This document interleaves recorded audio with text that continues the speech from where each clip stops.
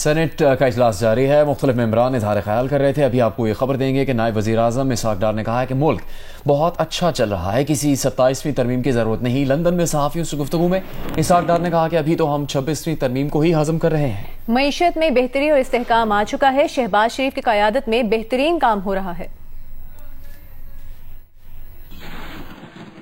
26वीं तरमीम हम हजम कर रहे हैं, 27वीं का अभी ज़रूरत भी नहीं है। अल्हम्दुलिल्लाह मुल्क बड़ा अच्छा चल रहा है, स्टेबिलिटी आ गई है, मईशत में बेहतरी आ रही है और हम कोशिश कर रहे हैं कि इसको अब GDP ग्रोथ और डेवलपमेंट की तरफ पूरी तवज्जो दें। मियाँ शहबाज शरीफ साहब की क़यादत में पूरी कोशिश हो रही है और इंशाअल्लाह मुझे उम्मीद है कि हमने जो 2017 में पाकिस्तान को मियाँ नवाज शरीफ साहब की क़यादत में दुनिया की 24वीं बड़ी मईशत बना के छोड़ा था, वो इंशाअल्लाह उस तरफ हम बड़ी तेज़ी के साथ मियाँ शहबाज शरीफ साहब की क़यादत में उस मुकाम को हासिल करने के लिए G20 में शामिल होने के लिए तैयारी कर रहे हैं। अभी आपको बताएंगे बारिशों और सैलाब से खैबर पख्तूनख्वा का जिला बुनेर शदीद मुतासर हुआ है, जहां सैलाबी पानी कई घरों और बाजारों को बहा कर ले गया। पीर बाबा का एक गांव मुकम्मल तौर पर सैलाब की नजर हो गया। जहां पहले आबादी थी, अब वहां बड़े बड़े पत्थर नजर आ रहे हैं। बुनेर से मजीद बता रही हैं नुमाइंदा जियो न्यूज़ अरूबा इब्राहिम। बुनेर की तारीख में ऐसे पहली बार सैलाब आया जो अपने साथ खानदानों को बहा ले गया। सैलाब के बाइस कई घर और कई खानदान तबाह हो गए हैं और ऐसे कई खानदान हैं जिनका नाम सफ़े हस्ती से ही मिट गया है।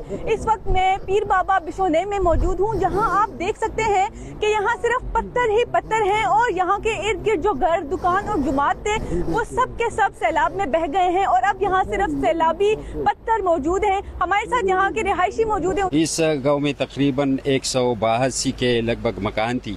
इसमें तकरीबन 75-76 मकान जो है वो बह चुके हैं। अब बह गए लोग जो है उनकी तादाद तकरीबन 166-67 के करीब है। इनमें 105 लाशें जो है वो मिल चुकी है और 105 लाशें जो है वो दफन भी हो चुकी है। ये चट्टान देख रहे, ये पत्थर देख रहे, ये पहले नहीं था। यहाँ पर पक्की आबादी थी, घर थे, जुमा मस्जिद थे, हुजरे थे, लोगों की रहल सहल थी और तकरीबन मिनटों में ये सब कुछ ये कुदरती आफत की फ्लड जो है ये बहा के ले गए। अभी भी ऐसे कई अफराद हैं जो सैलाबी रेले के नजर हो गए हैं और उनकी डेड बॉडीज अभी तक रिकवर नहीं हुई है। उनके लवाहिकीन अभी तक उनकी तलाश में हैं। जी, बुनेर के सैलाब मुतासरा इलाके पीर बाबा के गांव बिश्नोई में हर तरफ तबाही के मनाजिर हैं। जियो न्यूज़ की senior anchor person Hamid Mir ने पीर बाबा के गांव बिश्नोई जाकर सैलाब की तबाहकारियों की कवरेज की है। ये जो गांव है बिश्नोई, ये हालिया तूफानी बारिशों और सैलाब में मुकम्मल तौर पर तबाह हो गया। स्मेल है इसकी वजह से। डेड बॉडी है। डेड बॉडी ये कह रहे हैं जी यहाँ से स्मेल आ रही है, तो हमें लगता है कि इधर कोई डेड बॉडी है। एक ऐसा रेला आ रहा था जिसमें पत्थर, ये बड़े बड़े तरह, ये किनकिरियों की तरह उठ के फिर नीचे, और सिर्फ ये आवाज़ लगा रहा था लोगों को, जाने बचाओ, जाने बचाओ, अजाब आ रहा है, जाने बचाओ। बड़ा अफसोस हुआ, आपका बड़ा नुकसान हो गया। बिश्नोई में सैलाब की तबाहकारियों की तफसीली कवरेज कैपिटल टॉक में रात 8 बजे जियो न्यूज़ पर नशर की जाएगी। इस वक्त हम हामिद मीर साहब से बात करेंगे जो कि बिश्नोई में इस सैलाब की तबाहकारी से मुतासर होने वाले इलाके में गए, वहाँ से मुतासरीन से इस बारे में बात भी की। हामिद मीर साहब, आपने क्या देखा इस इलाके में और जिस तरह की तबाही सामने आ रही है, मनाजिर है, क्या ऐसा है कि जल्जिले की तरह की तबाही है इस तरह के सैलाब से? जी देखें, ये जो जल्जिले की तबाही थी वो जरा और तरह की तबाही थी, लेकिन उसमें हमने ये देखा था कि जो मकानात हैं वो तबाह हो गए थे और लेकिन मलबा उनका नजर आता था और कम से कम आप जो मलबा था उसको काट के खोद के आप डेड बॉडीज निकाल सकते थे। लेकिन ये बिश्नोई और इसके पास ही एक और कस्बा है, उसका नाम है कादर नगर। तो बिश्नोई और कादर नगर में जो तबाही हमने देखी है वो बहुत ही अजीबोगरीब भी है और दिल सोज भी है, दिल दहला देने वाली तबाही है। वो इस तरह के जो वहाँ पे ऐनी शाहिदीन है उन्होंने ये बताया जी कि ये सैलाबी पानी से तबाही नहीं हुई, बल्कि ये जो बिश्नोई और कादर नगर के पीछे जो पहाड़ हैं तो उन पहाड़ों से बड़े बड़े जो पहाड़ के पत्थर हैं और कंकरियां हैं और मिट्टी है, इसका मिला जुला जो एक आमेजा है जो कि स्याह रंग का था, तो वो ठाठे मारता हुआ पहाड़ से नीचे आया और उसने सिर्फ 1-1.5 मिनट में ये पूरा बिश्नोई भी तबाह कर दिया और कादर नगर को भी तबाह कर दिया। और अजीबोगरीब जो बात थी वो ये थी, जो वहाँ के जो मुतासरीन थे वो भी उस पर हैरान थे कि उनके जो मकानात हैं, वो बड़ी तादाद में जो मकानात हैं वो इन पत्थरों के नीचे दब गए, और यानी कि मकान जो है वो उसका मलबा नजर ही नहीं आता। और जो पहाड़ से जो चीज आई उसने न सिर्फ ये कि मकानों को कवर कर दिया, उनका मलबा कवर कर दिया, उसमें जो मौजूद इंसान थे उनको कवर कर दिया, बल्कि उस मलबे के ऊपर बड़े बड़े पत्थर जो हैं वो खड़े कर दिए। अब वो बड़े बड़े पत्थर इतने भारी भरकम पत्थर हैं कि आप जब तक वहां पे जाके उनको खुद अपनी आंखों से देखेंगे नहीं तो टीवी की स्क्रीन पर आपको समझ नहीं आएगी। तो ये मेरे लिए भी एक बड़ा ही अजीबोगरीब किस्म का एक एक्सपीरियंस था कि ये जो तबाही थी ये 2005 के ज़लज़ले से भी ज्यादा खौफनाक तबाही थी, जिसको कि अकल और समझ जो है वो जो पहली नजर है उसमें आप बिल्कुल आप परेशान हो जाते हैं। लेकिन स्लोली ग्रेजुअली जब आप वहां पे फिर पहाड़ की तरफ जाते हैं, मजीद ऊपर, ये जो बिश्नोई है ये बहुत बड़ा गांव था, और इसका जो आपको टीवी की स्क्रीन पे जो मनाजर नजर आ रहे हैं ये सिर्फ वो इलाके के मनाजर हैं जहां तक के हम पहुंच सके या बाकी लोग पहुंच सके। इसके ऊपर भी बहुत से मकानात हैं वो बिल्कुल तबाह हो चुके हैं, वहां तक पहुंचना बड़ा मुश्किल है।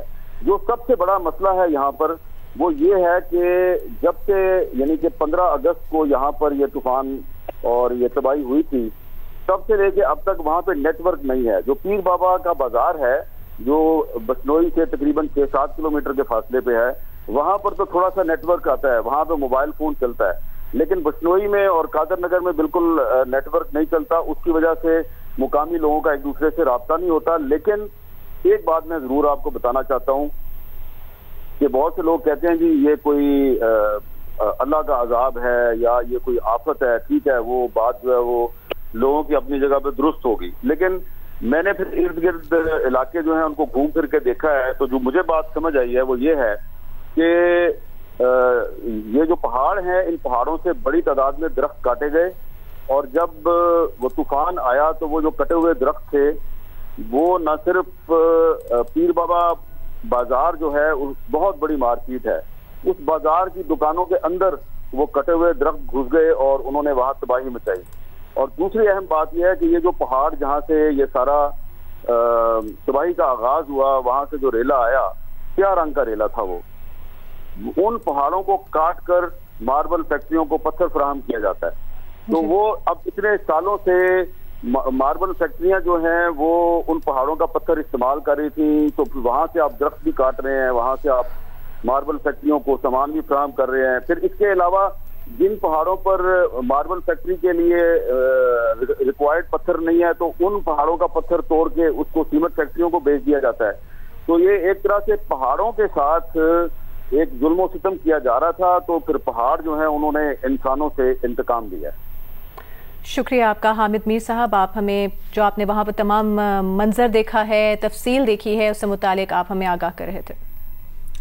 सेनेट का इजलास जारी है, विफाकी वज़ीर कानून आज़म नज़ीर तारिर इज़हार ख्याल कर रहे हैं। रोल है उसमें से एक रोल ये हो कि वो इनिशिएशन ऑफ केस से लेके चालान जमा होने तक पुलिस को असिस्टेंस फराहम करें, उन्हें बताएं कि तफ्तीश के तकाजे कैसे पूरे होने हैं। वो बेहतर होगा सर, तो उससे आपके कन्विक्शन रेट्स बेहतर हो जाएंगे। लेजिस्लेशन में भी सर अभी भी प्रॉब्लम्स हैं, कवानीन बहुत सारे हैं, लेकिन उनकी ओवरलैपिंग की वजह से उन कवानीन में कुछ नकाइस। वे फॉरवर्ड बताएं। वे फॉरवर्ड सर ये है कि जैसे अली ज़फ़र साहब ने कहा है सर, ये वो मामलात हैं जिनके लिए लोग आपको इलेक्ट करके यहाँ भेजते हैं। बिजली के कनेक्शन और गैस के चूल्हे जलाने के लिए तो सर लोकल गवर्नमेंट्स होनी चाहिए, हमारा तो वो काम ही नहीं है। गलियां नालियां बनाने के लिए तो काउंसलर्स होने चाहिए सर, हमारा नहीं वो काम। हमें तो इन इश्यूज़ पे बैठ के कानून साजी करनी है। माहौल को संजीदगी की तरफ मैं बिल्कुल साफ दिल से ये बात कर रहा हूँ। स्टैंडिंग कमेटीज़ में इनको डिस्कस होना चाहिए। I fully agree with parliamentary तरामीम हैं फौजदारी कवानीन में, जो मैंने 3.5 साल काम करके उसमें मेरे बहुत सारे दोस्तों की भी इनपुट शामिल है। हमने 108 तरामीम दी हैं नेशनल असम्बली की स्टैंडिंग कमेटी में, वो पेंडिंग है। हम वो भी ला के आपके सामने रखेंगे। वो भी मकसद ये है कि जो मुजरम है वो सजा से ना बचे। तो दिस में बी रेफर्ड टू कमेटी। हम नेक नीति से दोनों अतराफ के लोग उसमें बैठे और सर इसका कोई हल ढूंढे इंशाअल्लाह। सलीम मांडवीवाला साहब, आपने अटॉर्नी जनरल की वज़ीर कानून बैठे और सर इसका कोई हल ढूंढे इंशाअल्लाह। वज़ीर आला पंजाब मरीम नवाज जापान के दौरे पर हैं, जहां जापान के शहर योकोहामा में पाकिस्तानी कम्युनिटी से खिताब कर रही हैं। बिस्मिल्लाहिर्रहमानिर्रहीम।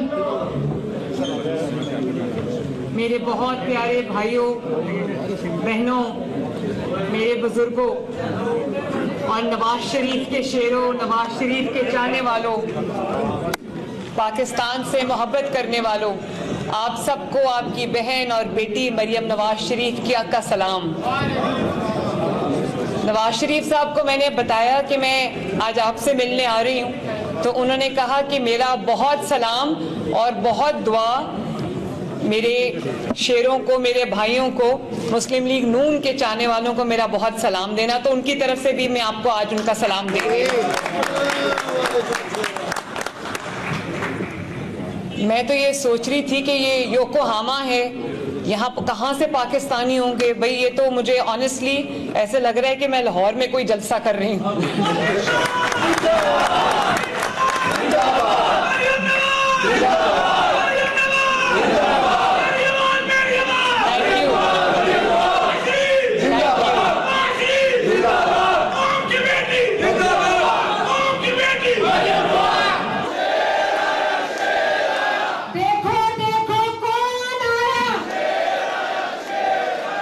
आपने अभी किसी भाई ने जिक्र किया कि आज ईद का दिन है हमारे लिए, आज ईद का दिन है मेरे लिए कि मैं आप सबसे मुलाकात के लिए हाजिर हुई हूँ। और मैं अपने भाई मलिक नूर अवान साहब का बहुत शुक्रिया अदा करती हूँ, स्टेज पे बैठे तमाम हजरात का शुक्रिया अदा करती हूँ, तमाम ओहदेदारान का शुक्रिया अदा करती हूँ, आप सब का शुक्रिया अदा करती हूँ कि आपने आज मुझे ये मुलाकात का, आपसे मिलने का ये मौका फराहम किया। और मुझे एहसास है इस चीज़ का कि आज वीकेंड नहीं है, आज मंडे है, आज एक वीक डे है। और इस वीक डे पे आपका अपने कामों को छोड़कर इस तरह इतनी बड़ी तादाद में मुझसे मिलने के लिए आप तशरीफ़ लाए हैं, तो आप मेरा दिल की गहराइयों से बहुत बहुत शुक्रिया कबूल फरमाएं। Thank you. और आप सबको, क्योंकि आज हम पहली बार मिले हैं जंग जीतने के बाद, तो आपको पाकिस्तान जो भारत से जंग जीता है, बयानुल मरसूस जीता है, उस जंग जीतने की भी आप सबको बहुत बहुत मुबारकबाद।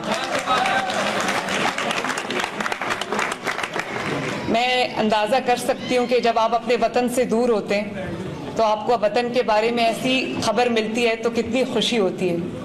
हमने भी बहुत खुशियाँ मनाई पाकिस्तान में, क्योंकि पाकिस्तान में ये दिन बहुत देर के बाद हमें एक खुशी का मौका देखने को मिला। मैं आपका जो जज्बा देख रही हूँ, आपके जो नारे देख रही हूँ, आपके चेहरे पे जो तासुरात देख रही हूँ, उससे मुझे ये एहसास हो रहा है कि आपको खबर आ गई है कि पाकिस्तान से अच्छी खबरें आ रही हैं अल्हम्दुलिल्लाह।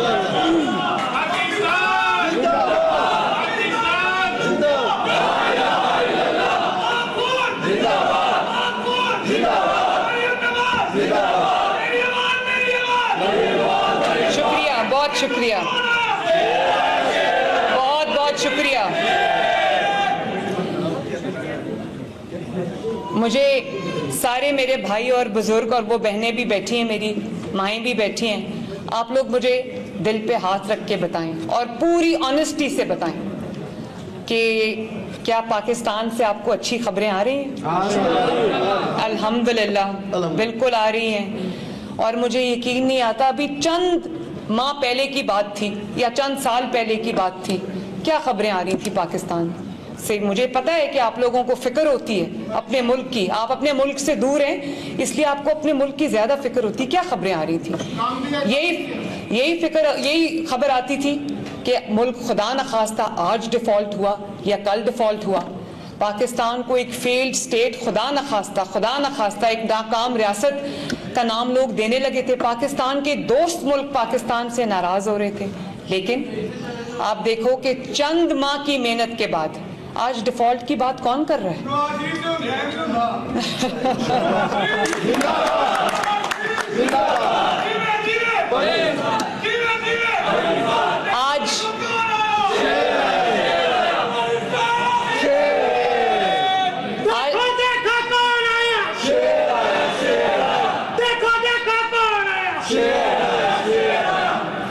और आप देखो कि जो इकोनॉमी जिसको मईशत जिसमें आपका भी बहुत बड़ा हिस्सा है, आप अपनी मईशत को मजबूत करने में आपकी बहुत बड़ी कंट्रीब्यूशन है। आप यहाँ मेहनत करके कमाते हैं। जो लोग अपने घर वालों के साथ यहाँ नहीं हैं, जिनके घर वाले पाकिस्तान में हैं, मुझे अंदाज़ा है कि वो अपने घर वालों से दूर रह के परदेश में रहना कितना मुश्किल होता है।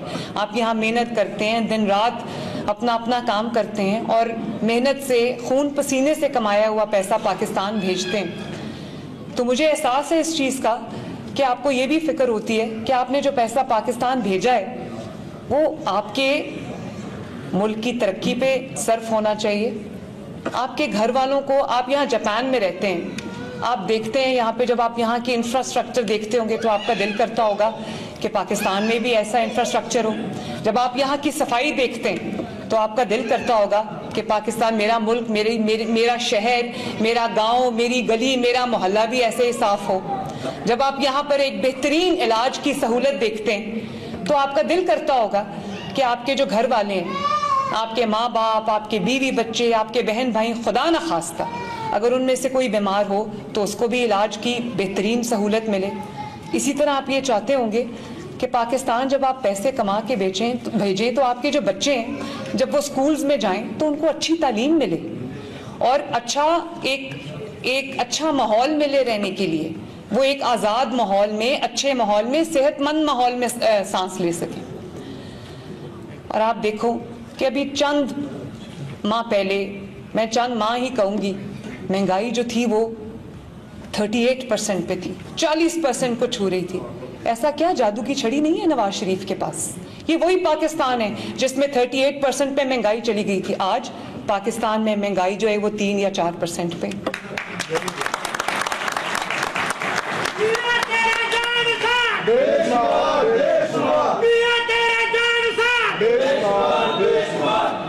वही जो देखिए, ये वही मुल्क है ना जहां लोड शेडिंग दोबारा शुरू हो गई थी, दहशतगर्दी ने दोबारा सर उठा लिया था। आज लोड शेडिंग नहीं है पाकिस्तान में। वही सड़कें जो गढ़ों का गढ़ बन गई थी, जहां कदम कदम पे गढ़े थे, वो सड़कें जो शहबाज शरीफ, नवाज शरीफ ने इतनी मेहनत से दहाइयों में बनाई थी, वो सड़कें 4 साल में टूटकर तबाह और वीरान हो गई। आज आप देखें वही सड़कें दोबारा बन गई हैं। और आपको ऑनेस्टली मैं आपको बताऊं कि मैं अभी थाईलैंड रुकी एक रात, बैंकॉक, और फिर यहाँ आई। जापान का इंफ्रास्ट्रक्चर, आई एम श्योर आपको अंदाज़ा है कि वो बहुत ज़बरदस्त इंफ्रास्ट्रक्चर है, लेकिन मैं आपको ये बताऊं कि अब जो काम पंजाब में हो रहा है, यकीन माने कि बहुत जल्दी हम भी ये तरक्की का ये लेवल छू लेंगे इंशाअल्लाह।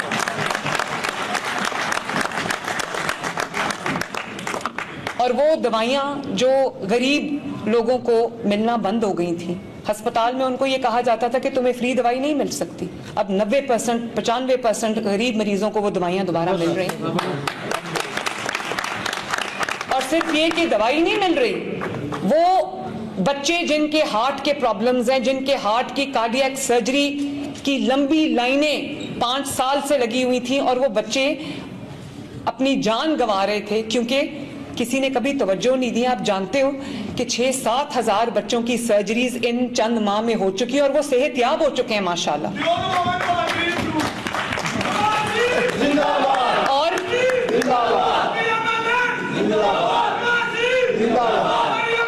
शुक्रिया, बहुत शुक्रिया, बहुत शुक्रिया, बहुत शुक्रिया।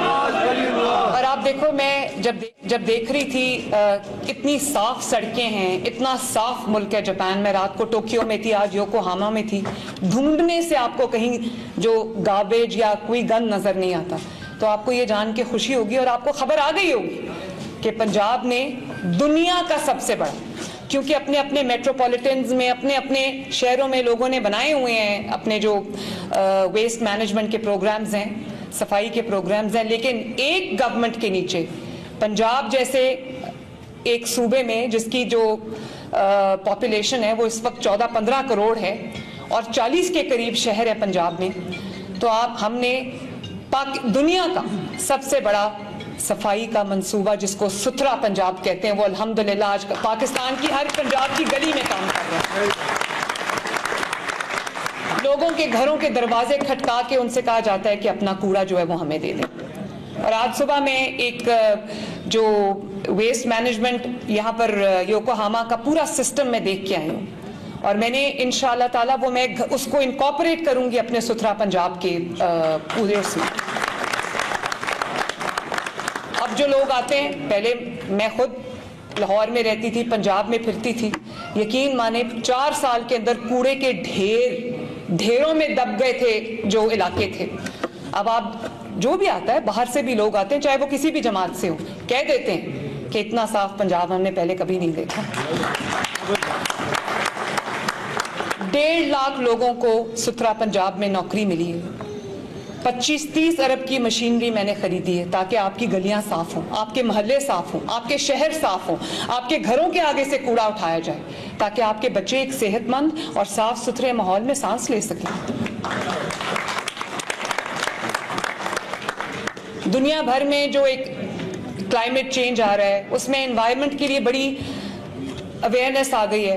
पंजाब में हमने पूरी फोर्स बना दी है। ये मरियम औरंगजेब यहाँ पर बैठी हैं, इनकी सरबराही में एक पूरी फोर्स बन गई है जो आपके लिए, आपके बच्चों के लिए, आपके घर वालों के लिए एक साफ सुथरी हवा का पूरा बंदोबस्त कर रही है।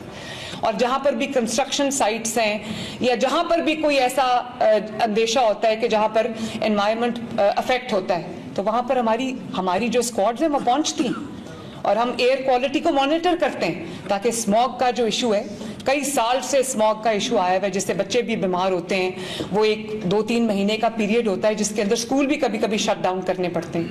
तो मेरी पूरी कोशिश है कि हम एयर क्वालिटी इतनी इम्प्रूव कर लें, इंडेक्स जो है उसका, कि वहाँ पर लोगों को अस्पतालों में ना जाना पड़े, आंखों के इमराज का शिकार ना होना पड़े, सांस के इमराज का शिकार ना होना पड़े।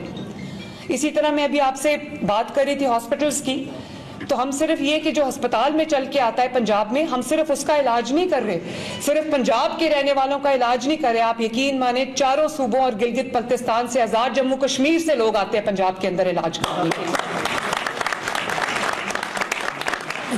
और जो कहते थे सड़कें बनाने से कौमें नहीं बनती, मैं ये बड़े दुख के साथ एक बात कहना चाहती हूँ कि जो ओवरसीज पाकिस्तानी है वो बहुत झांसे में आ जाते हैं क्योंकि अपने मुल्क से उनका राब्ता नहीं होता, वो जाके अपनी आंखों से वो चीजें देखते नहीं है। जिन्होंने कहा था सड़कें बनाने से कौमें नहीं बनती, जरा उनसे पूछो एक अस्पताल का नाम बताओ जो बनाया, एक अस्पताल का नाम बता दो, एक सड़क का नाम बता दो जो बनाए, एक स्कूल का, यूनिवर्सिटी का नाम बता दो जो बनाए, बल्कि जो बना हुआ था उसको भी तबाह करके चले गए। और गरीब से ना सिर्फ ये कि महंगाई की वजह से निवाला छीन लिया। मैंने ओथ लिया, मेरे भाइयों बहनों बुजुर्गों, जब मैंने ओथ लिया तो आप जानते हो रोटी 30 रुपए की थी पाकिस्तान में। अब आपको पता है मेरी एक बहुत मुश्किल मेरे लिए फैसले हैं। मैंने एक तरफ से अर्बनाइजेशन भी करनी है, जापान की तरह की डेवलपमेंट भी लानी है इंशाअल्लाह ताला पाकिस्तान के अंदर, साथ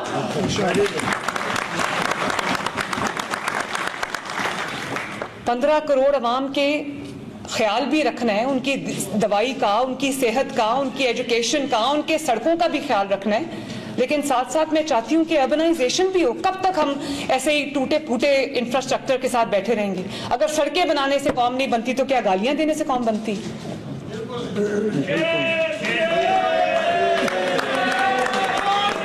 और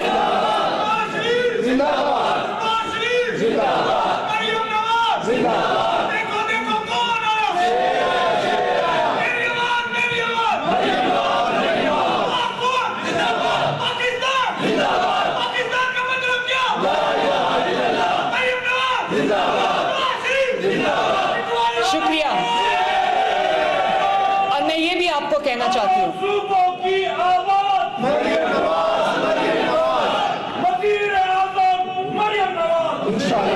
मेहरबानी। देखें ये सब मैंने अभी आपको बताया कि नए अस्पताल भी बन रहे। सबसे बड़ा, साउथ एशिया का सबसे बड़ा कैंसर हॉस्पिटल लाहौर में नवाज शरीफ कैंसर हॉस्पिटल बन रहा है अल्हम्दुलिल्लाह। Is nearing completion. मुझे एक बंदे ने कहा कि मैं रोज, मेरा रास्ता जो है वो नवाज शरीफ कैंसर हॉस्पिटल जहाँ पे बन रहा है वहां से मेरा रास्ता है, तो मैं रोज उसके सामने से गुजरता हूँ। जिस दिन मैं गुजरता हूँ वो बिल्डिंग और बन जाती है, तो कहता है मुझे लगता है कि जिन्नात बना रहे हैं। जब दिल में दर्द हो, जब इस कौम के लिए कुछ कर गुजरने का अज़म हो इंसान के दिल में, उसके दिमाग में, उसकी रूह में, तो फिर ये काम होते हैं। अब कोई ऐसा भी वजीर आजम गुजरे हैं जो 12 बजे ऑफिस आते थे, 3 बजे घर वापस जाके गायब हो जाते थे, और यहाँ पे शहबाज शरीफ है, सुबह 7 बजे से काम शुरू करता है, रात 12 बजे तक काम करता है।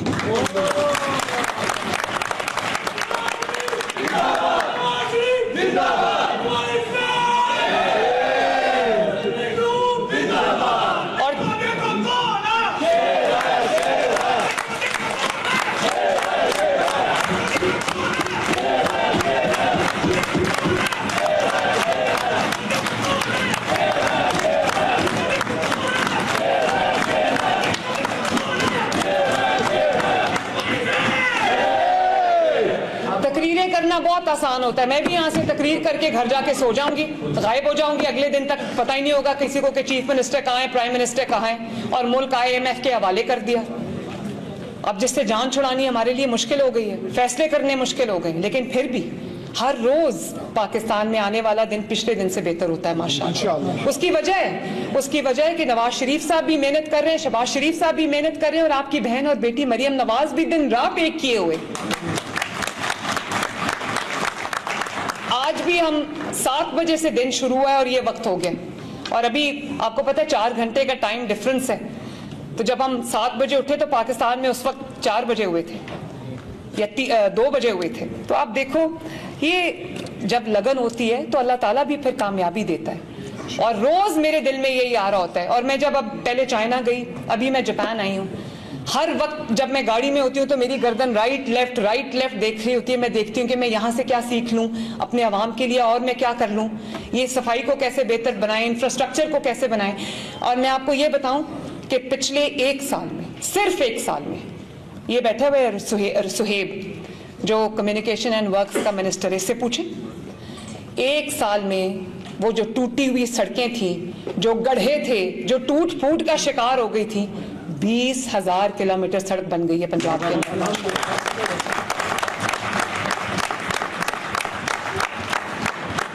अब आपको कोई बड़ी सड़क, इंटर डिस्ट्रिक्ट सड़क आपको टूटी हुई नहीं मिलेगी माशाअल्लाह,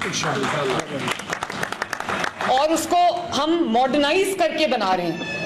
आप ये बैठे हैं जीशान, ये लोकल गवर्नमेंट के मिनिस्टर है, सुथरा पंजाब जो है ना, वो ये चला रहे हैं माशाअल्लाह।